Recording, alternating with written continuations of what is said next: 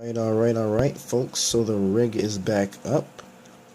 Got the i7 8700K delidded, and still running that same clock speed and voltage which I was running prior to the delid, so I have some temps for you guys. I'm also running the exact same benchmark, however, the only difference is that I've actually run it longer. The reason why I've run it longer is because, well, oh, look at that, we finally get some air bubbles popping out. But yeah, the reason why I'm running it longer is because now I can actually afford to do so without compromising my CPU's lifespan due to it being so freaking hot. So, what I mean by that is like, boom, check these temps, buddy.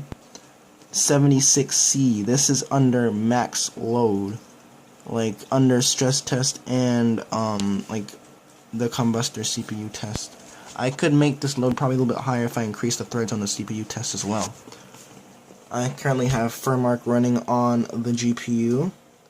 The Furmark has been running for 25 minutes, almost 26 minutes now. GPU is chilling at 5960C. That's at 25-minute mark under this.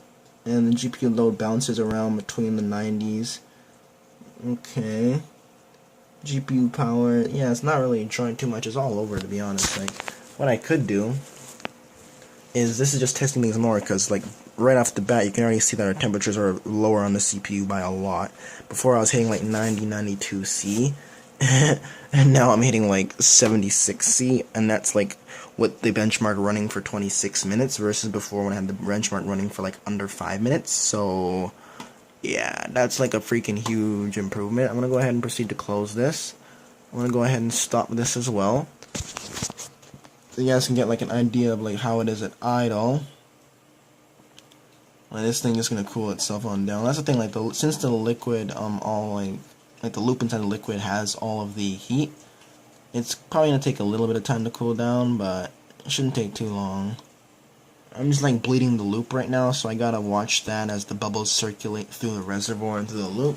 It's gonna push liquid up if I don't like tilt to get air out. So I need to proceed to tilt. You might see bubbles. As you can see, there's now like air. There's now a gap of air in there. As you can see, that's because the air has been pushed out and it's escaping from the reservoir. And now, boom, more air came out, which is even better. You can actually hear it gurgling now, which means that there's air in between the inlet tube inside the reservoir and the flow of liquid. So we can like pretty much seal that on up. Just add in some more liquid. You can see what I'm doing here. Just filling it like that, bit by bit. Alrighty. So yeah, like I'm still like priming up, bleeding the loop while I do this benchmark. But I mean, it's all good. Like, we're just trying to bleed this system. It looks pretty nice. It looks really, really professional. I like that bend from the CPU out up top. It's like a dual bend. It's like a nice 180, but it's not like a too curvy. It's more like it does a 180 and then it goes straight, and then there's a it goes straight, it does a 90, it goes straight, and then there's another 90, rather than it being like just like a long curve kind of deal. So I kind of like that about that bend up there. I think it looks pretty neat.